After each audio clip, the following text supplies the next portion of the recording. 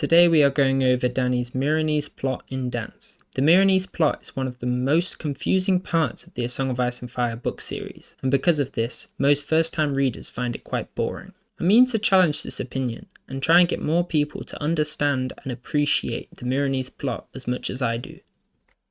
This is part 1 of my series on Dany. In part 2, we will delve further into the mysteries of Meereen, and what to expect in the long-awaited Winds of Winter. In order to fully understand the Meerenese plot, we are going to recap some of Dany's arc in Clash and Storm. At the end of Clash, Dany is in Qarth. She receives 3 ships from Illyrio to bring her back to Pentos. She is also given 2 new sworn swords, Arstan Whitebeard, who is secretly Barristan the Bold, and Strong Belwas, a Meerenese pit fighter. They begin sailing their long journey from Qarth to Pentos. Jorah distrusts Arstan because he claims to be Belwas's squire, although he is far too old to be one.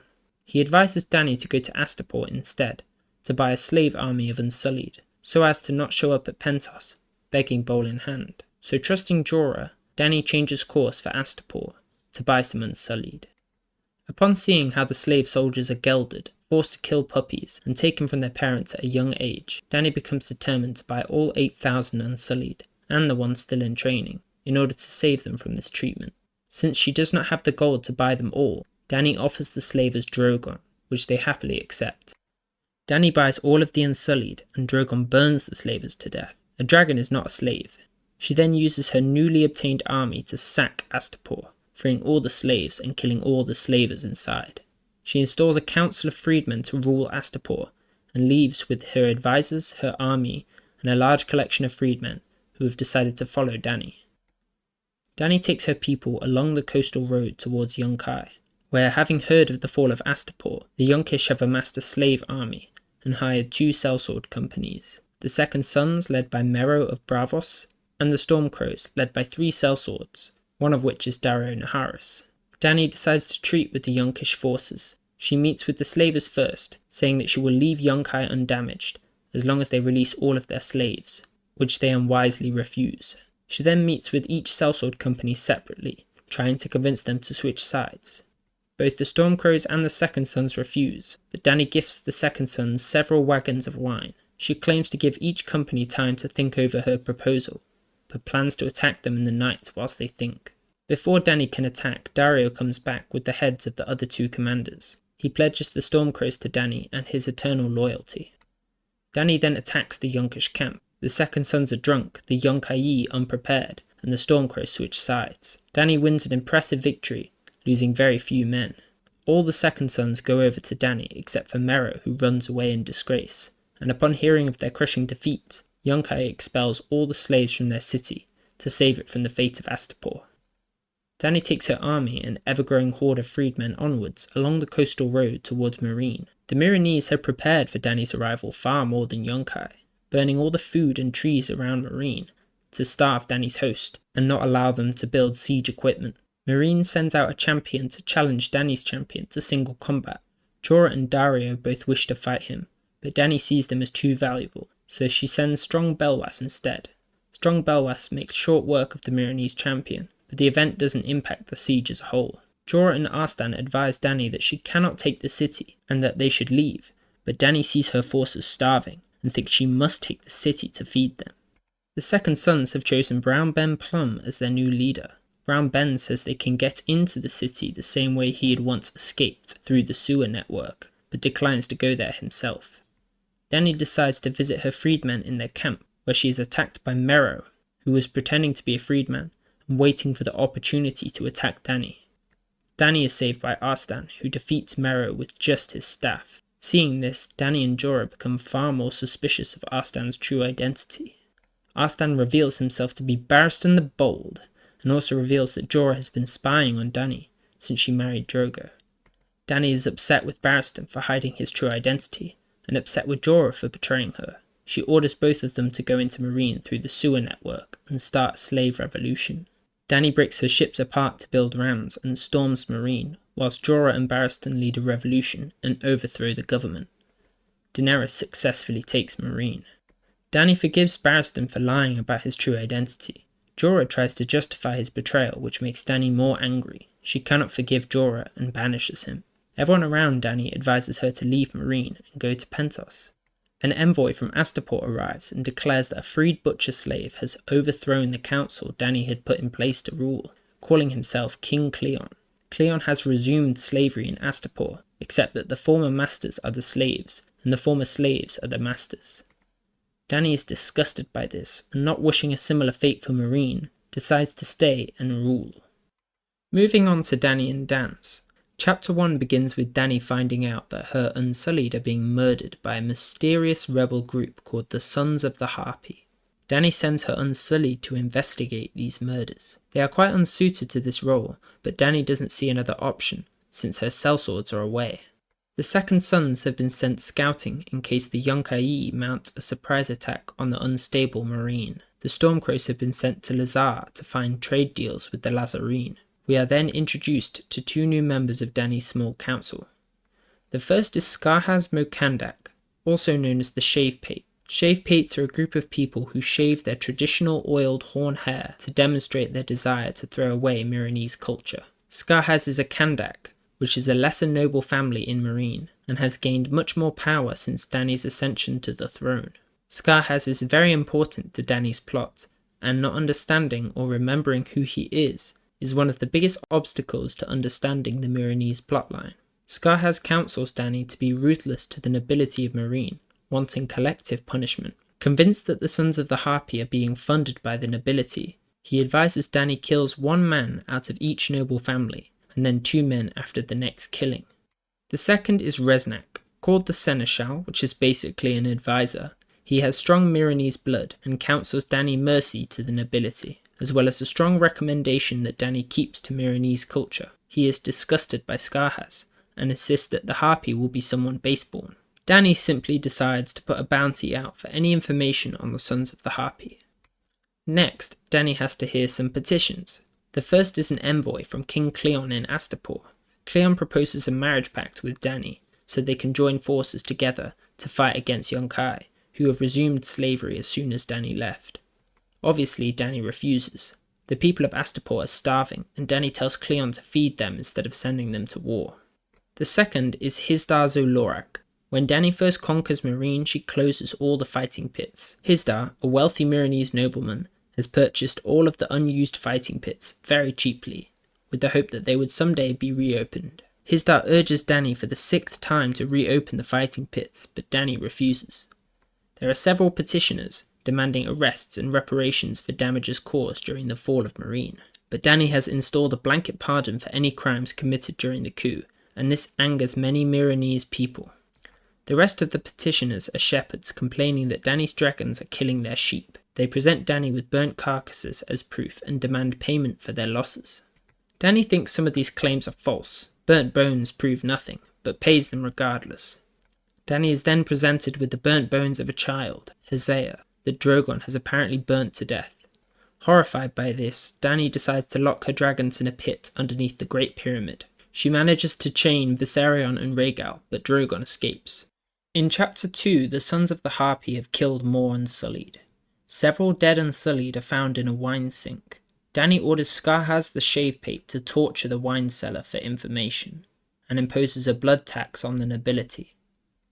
Hisdar again pleads for the reopening of the fighting pits, but Dany refuses. Dany then has a prophetic dream from Quaithe. Hear me, Daenerys Targaryen. The glass candles are burning. Soon comes the pale mare, and after her the others. Kraken and dark flame, lion and griffin, the sun's son and the mummer's dragon. Trust none of them. Remember the undying. Beware the perfumed seneschal. This prophecy is entirely about Dany's plot in Dance, and so we will therefore fully dissect this later. In Chapter 3, Xaro Xhoan Daxos, one of the people Dany meets in Qarth, arrives in Meereen and asks Dany to go to Westeros with a gift of 13 ships. Dany considers this proposal. However, this is not enough ships for Dany to bring all of her freed slaves to Westeros, and so she refuses. This causes Qarth to declare war. In Chapter 4, Dany hears that the Sons of the Harpy's killings have escalated. She then meets with the Green Grace, a high priestess of the Temple of the Graces, a religious temple where people come to pray and be healed. She has strong Meerenese noble blood and is in support of Meerenese culture. The Green Grace advises Dany to marry Hisdar in order to integrate herself into Meerenese culture. She meets with Hisdar and agrees to marry him if he can stop the killings for 90 days. Dany then hears that Daario has returned from Lazar. She is initially very excited, but when Daario suggests murdering the nobility in Meerene as a response for the Harpies' killings, she is disgusted and sends him away again. In order to get a comprehensive view of the Meerenese plot, we will need to discuss all the characters related to Dany and their POV chapters. We will consider these POVs when they are relevant, which is mostly in chronological order. Introducing the first related character, Quentyn Martell, the eldest son of Doran Martell, the Prince of Dawn. He is joined by Garrus Drinkwater and Archibald Ironwood. There was a marriage contract that Willem Darry made with Doran Martell that said that Viserys would marry Arianne. This obviously didn't go to plan, and Quentyn has been sent to Meerene in order to marry Dany instead. We first see Quentyn in Volantis. He is trying to find a ship to Meerene, but no one wants to go to Meerene other than sellswords hired by Yunkai, so they decide to join the Windblown, a sellsword company led by the Tattered Prince. They plan to use the Windblown to get close to Meerene, only to desert to Dany at the first chance. In Quentyn 2, the Windblown is sent to Astapor to sack the city, which they do easily alongside Yunkish slaves and other sellswords. They are joined by Bloodbeard and his sellsword company, the Company of the Cat. The Windblown and the Company of the Cat have major beef because they were recently hired by opposite sides of a campaign in the disputed lands. They are then sent to herd refugees from Astapor, many of which have the Bloody Flux, away from Yunkai and towards Meerene. In case Yunkai should lose the Battle of Fire, Tassus sends some Westerosi, including Quentyn and his companions, to defect to Dany in order to play both sides. This group of people is led by Pretty Meris, a horribly disfigured sellsword woman. In Dany's 5th chapter, ships from Qarth have come to blockade Slaver's Bay, stopping Dany from getting food by sea. The Sons of the Harpy have stopped killing since Dany has agreed to marry Hisdar, and Skarhaz sees this as proof that Hisdar is leading them. Dany gets news that Astapor has fallen and that Yunkai are herding groups of refugees infected with the Bloody Flux towards Meerene. Dany reluctantly says that she will not let the refugees in to keep her citizens from getting contaminated. Dany makes 2 new groups of militia, formed of freedmen. The first is called the Stalwart Shields, named for one of the Unsullied slain by the Harpy's sons, and the second is called the Mother's Men.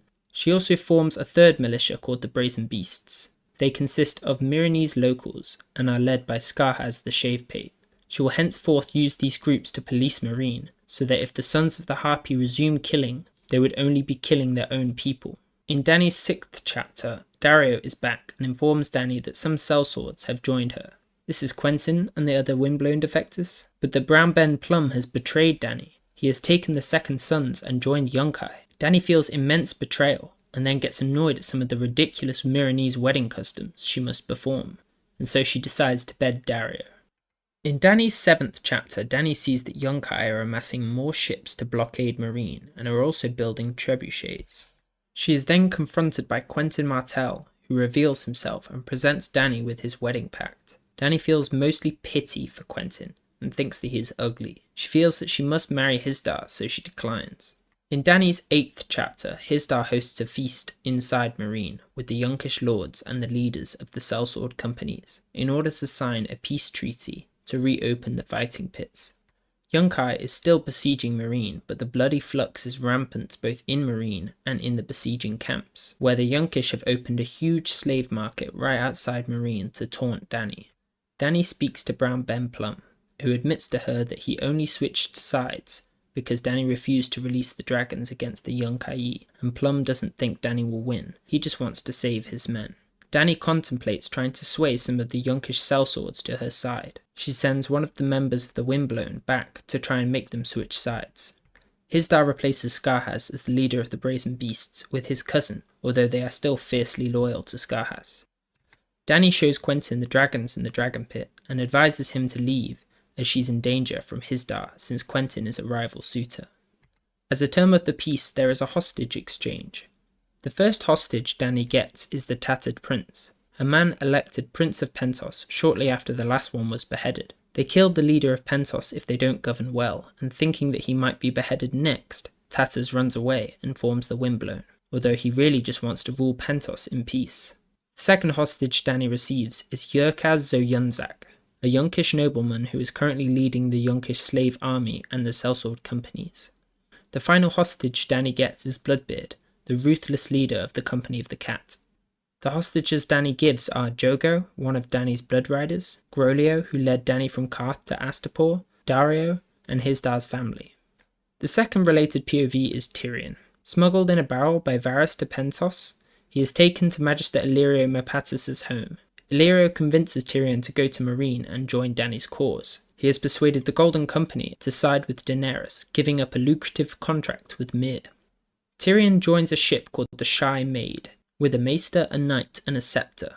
Also on board is a sellsword called Griff, and his son called Young Griff. They are sailing down the River Royne towards Volantis to meet up with the Golden Company. Tyrion gambles and Syvas for information, and finds out that young Griff is supposedly Aegon Targaryen, son of Rhaegar Targaryen, the son that was supposedly butchered by the Mountain at the end of Robert's rebellion. He infers that Griff's real name is Jon Connington, exiled Lord of Griffin's Roost, friend of Rhaegar's, ex-hand to the Mad King, and loser of the Battle of the Bells. The Shy Maid travels through the Sorrows, a creepy, desolate segment of the Royne, full of stone men, ruins, and fog.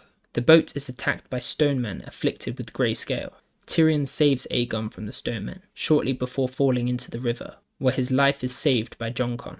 They survive the Sorrows and sail the rest of the way to Selhorys.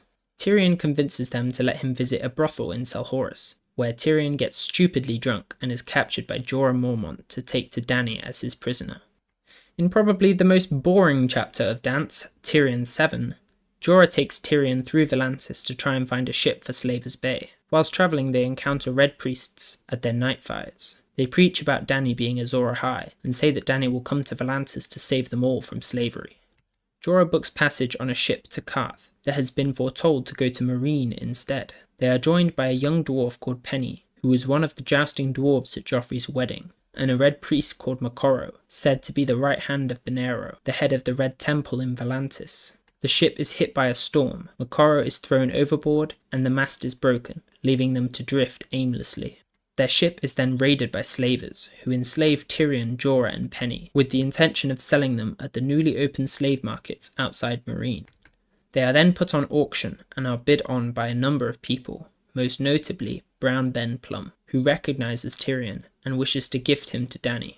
However, they are sold to Yazan Zokagas, also known as the Yellow Whale, a Yunkish nobleman who has a grotesquerie, is immensely rich, and is slowly dying from a mysterious disease from Sothorios. We now come to the most important chapter in Dany's journey. Dany 9, Daznak's Pit. Dany gets word back from the Windblown. They will join Dany's cause if Dany gives them Pentos. Dany declines since she doesn't want to betray Illyrio. Dany arrives at Daznak's pit, where the crowd cheer her. Hizdahr offers Dany some spicy locusts. Dany refuses since she can't handle the spice. She gives them to Belwas instead. The fighting starts in the pit and Dany is disgusted, but Hizdahr insists that she stays in order to appease the crowd. The next event is some mummery, performed by Tyrion and Penny, jousting on a dog and a pig. Dany is initially amused, but is later outraged, when Hizdahr reveals that lions are going to be released to eat the dwarves. Dany forbids this, and Tyrion and Penny are sent away. The next fight is between a famous pit fighter, Barsenna Blackhair, and a big-ass boar. Barsenna is ripped apart by the boar, and Belwas starts getting sick and begging for milk. The smell of blood draws Drogon to the pit. He lands in the middle and starts eating the boar, and then Barsenna herself. Spearmen try and kill Drogon. Hizdahr orders more spearmen to help, but Drogon starts burning the spearmen alive. Chaos erupts as people try and flee Daznak's pit, including all of Dany's hostages, except Yezan, who is trampled to death by the fleeing host. Belwas starts violently throwing up. Someone has poisoned the locusts. Dany leaps into the pit to protect Drogon, who lashes out at Dany, but doesn't harm her. Dany picks up a whip and whips Drogon into submission. Dany climbs onto Drogon's back and flies away, leaving the chaos in Meereen behind. In Tyrion 11, Tyrion is still encamped directly outside Meereen, where the bloody flux is running rampant through the sellswords and the slave army's camps. Tyrion notices that Yezan is coming down with the bloody flux. Tyrion decides to poison Nurse, the slave master in charge of the Yellow Whale slaves, and decides to run away and join the Second Sons. Brown Ben has previously tried to buy Tyrion anyway, and welcomes Tyrion into his camp. Tyrion convinces Brown Ben Plum to switch sides again and rejoin Dany. We now need to discuss the Greyjoy plot a bit. Victarion is one of Theon's uncles. In A Feast for Crows, Victarion loses the Kingsmoot to his brother, Euron Crowseye. Euron gives Victarion a magic horn called Dragonbinder, which is said to bind dragons to the Hornmaster's will. Euron sends Victarion to Slaver's Bay with the Iron Fleet in order to bring Dany to Westeros, so that Euron can marry her and claim one of her dragons. Victarion hates Euron and decides to marry Dany and steal a dragon himself. Victarion has travelled all the way around Valyria and is anchored at the Isle of Cedars, located at the mouth of Slaver's Bay. Victarion took a wound to his hand raiding the shields, which has now become infected. One of his ships has come across the Red Priest Makoro, floating on a piece of driftwood, and they bring him aboard. Makoro heals Victarion's hand, giving him a smoky magic hand, which he proceeds to use to kill the maester who was previously treating his hand. Victarion's Iron Fleet is scattered, and he is waiting for the rest of his ships to arrive whilst capturing more for himself. Once he finds out about Dany's flight and Meerene's imminent danger, however, Victarion decides to leave the lost ships behind and rush to Meereene. The final related POV is Barristan. In Barristan 1, Dany is still missing after flying away. Many people think she is dead, but Barristan sends the Dothraki to search for her along the Worm River, which is a vassal river of the Scar-Hazadan, which is the river that is located directly next to Meereene. Belwas is extremely ill and near death. Daario, Jogo, Hero, and Groleo remain hostages of Yunkai, and Hisdar is ruling over Meereene, as the bloody flux is running rampant both inside and outside the city. Barristan secretly meets with Scarhaz the Shavepate, who tells him that the Sons of the Harpy and Hisdar poisoned the Locusts to try and kill Dany. He also informs Barristan that Volantis has sent ships to siege Meereene and that Hisdar intends to let the slavers take the city. Scarhaz insists that the Brazen Beasts are still loyal to him, and he plans a coup with Barristan to overthrow Hisdar and attack the slavers before the fleet from Volantis arrives. In court, Barristan sees that Quentyn is in attendance and still in Meereene. Barristan fears that Quentyn might not be safe and considers if he poisoned the Locusts, with the real target being Hisdar. Barristan later meets with Quentyn and decides that he probably didn't poison the Locusts, but still counsels Quentyn to leave Meereene for his own safety. 3 younkish wise masters enter the court and present Hisdar with the head of Groleo as revenge for Yurkaz, who died at Daznak's pit. The slavers give Hisdar 3 of the 6 hostages back, however, but coincidentally, the returned hostages are all Hisdar's kin. The Yunkai demand the killing of Daenerys' dragons in exchange for peace. In Quentyn 3, Quentyn goes to the Windblown for a meeting and makes a deal with them, offering Tatas Pentos if he can help Quentyn steal a dragon. In Barristan 3, the Kingbreaker, Barristan meets with Scarhaz to finalise their plans for the coup. The Brazen Beasts are given the code word Groleo and are in place to protect Dany's dragons, and to help Scarhaz imprison Reznak and Barristan imprison Hisdar. Scarhaz believes that the court meeting was an act to give Hisdar a pretext to kill Dany's dragons before the Volantene fleet arrive.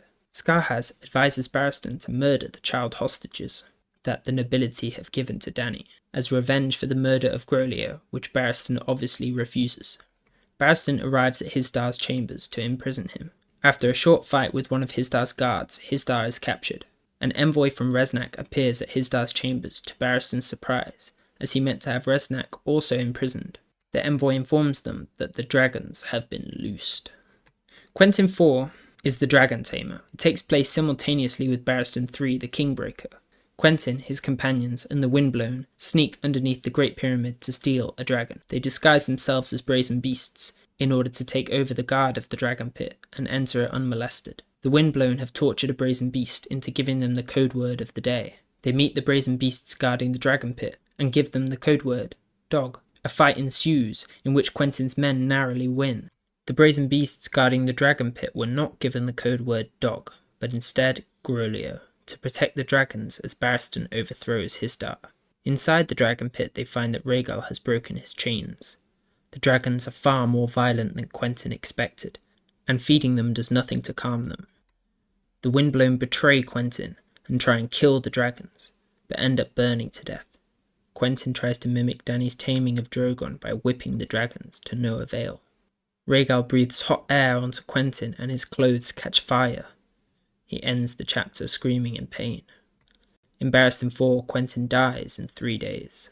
the Sons of the Harpy have resumed killings, murdering 29 people in one night, and the dragons are loose across Meereene and started making nests at the top of the Great Pyramids. Barristan sees that he must leave the city and storm the Yunkish camp.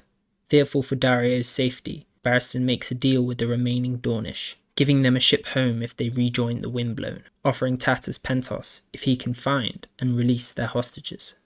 Barristan prepares to assault the Yunkish camps as someone bursts in to inform them that the Yunkish have started throwing diseased corpses into Meereene to escalate the infection within the city. In the final Dany chapter in Dance, Dany is lost in the Dothraki Sea. Drogon is refusing to let Dany ride him home. Dany wanders around the Dothraki Sea, thirsty and starving. Dany encounters a Dothraki scout from Drogo's splintered Khalasar. They run away from Drogon and bring a whole Khalasar led by Khal Jacko, Drogo's former bloodrider. Khal Jacko captures Dany to presumably lead her to Vaes Dothrak to take her rightful place with the Dosh Khaleen. Dany's final chapter in Dance is all about character development. She reflects on her efforts to bring peace in Meereen and her shortcomings in keeping it. Dany has decided to revisit her past with the Dothraki and has decided to change her ruling style. She has given the slavers the carrot, and now she must give them the stick. She decides to embrace her heritage and give Yunkai fire and blood. That's all for part 1, folks. Thank you everyone for watching. Stay tuned for part 2, where we will dissect and discuss politics, theories, prophecies and mysteries related to the Meerenese plot in Dance, and provide an in-depth analysis on the future of Meereen in the Battle of Fire. I will do anything to keep you satiated as we stay waiting for winds.